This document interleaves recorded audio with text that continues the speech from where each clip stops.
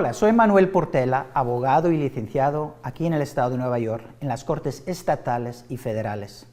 En el último segmento hablamos sobre casos de violencia que están vigiladas por varias cortes. Eso incluye la Corte de Familia, la Corte Criminal y la Corte Suprema, que vigila casos de delitos mayores. Y en este segmento vamos a hablar más en detalle sobre esas tres cortes que vigilan esos tipos de casos, casos que tienen que ver con violencia. ¿Qué es una orden de protección? Bueno, hemos hablado que la orden de protección es una orden firmada por el juez que ordena al acusado de no tener contacto con la víctima y que durante el proceso que se determina la culpabilidad o la inocencia de esa persona no puede tener contacto.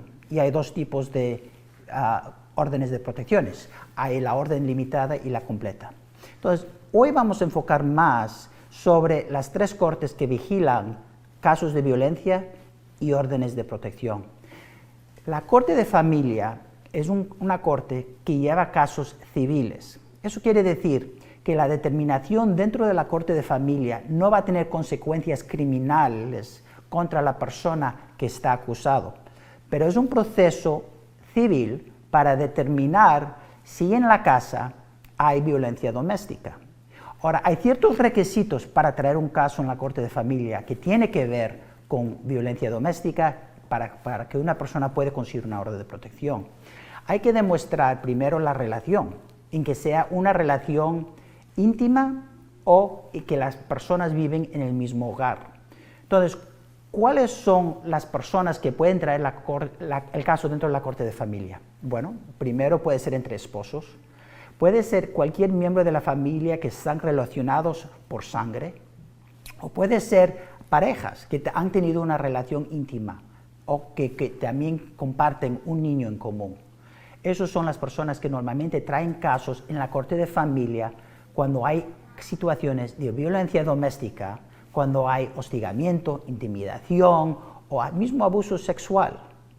Ahora, en esos casos, normalmente cuando el Departamento de Policía determina de no hacer un arresto, aun cuando hay violencia doméstica, uno puede ir a la Corte de Familia a solicitar una orden de alejamiento. En inglés es Order of Protection, orden de protección, pero aquí en español, bueno, referimos mucho órdenes de alejamiento, es la misma cosa.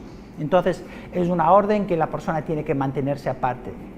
La Corte Criminal vigila casos que tienen que ver con agresiones de delitos menores. Y en esos casos suele ser cuando la persona esté lastimada por causa de la persona que agredió a la otra. Entonces, en la Corte Criminal, un fiscal puede pedir a un juez que firma una orden de alejamiento, una orden de protección, para que se mantengan aparte, especialmente durante el proceso del caso, y si hay una declaración de culpabilidad, una determinación después del juicio que la persona es culpable, entonces se va a extender esa orden de protección. La tercera corte, que vigila también órdenes de protección y violencia, es la Corte Suprema.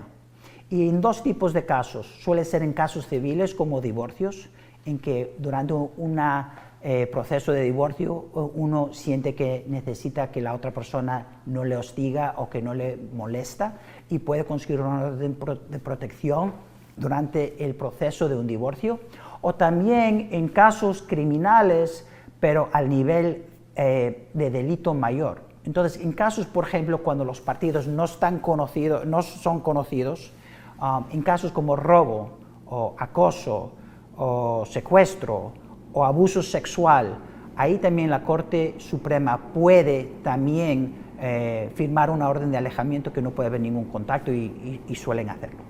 Bueno, gracias por acompañarme en este segmento legal. Si tienes cualquier pregunta, siempre puedes contactarnos en nuestras oficinas. Tenemos 3 oficinas, uno en Washington Heights, en la 181, la otra en Jackson Heights, Queens, y la tercera que estamos abriendo ahora es en el Bronx, en Boston Road y Southern Boulevard, en la calle 174.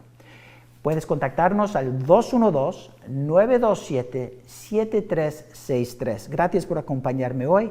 En el próximo segmento legal vamos a seguir hablando sobre este tema de violencia, de cómo una persona puede solicitar una intervención de la Corte para protección y también cuáles son las consecuencias por si acaso que la persona no obedece esa orden de protección. Espero verle en el próximo segmento legal. Gracias y que tenga buena tarde.